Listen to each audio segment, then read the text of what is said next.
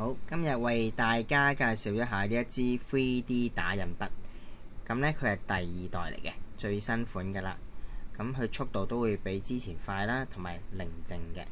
好啦，顧名思義，呢支 3D 打印筆呢係有咩用嘅呢？係可以畫出一啲線條啦、立體嘅線條啦、立體嘅圖形啦，同埋形狀嚟嘅。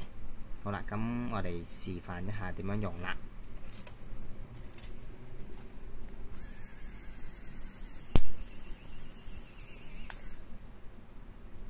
好啦，咁咧佢初整出嚟嘅時候就會係咁樣嘅。好啦，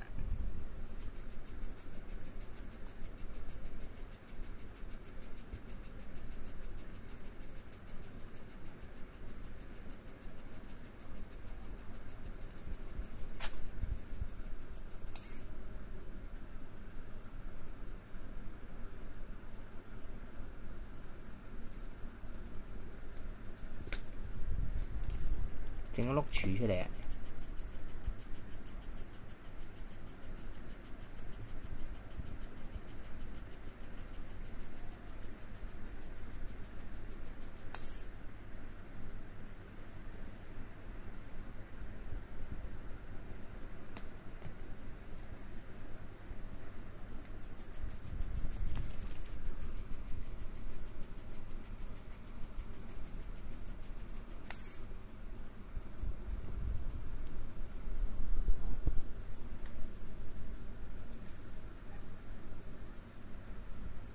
咁就完成咗啲好基本嘅形狀啦。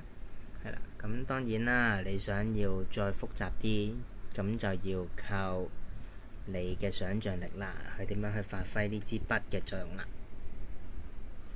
好啦，咁如果想買嘅話，可以聯絡我嘅。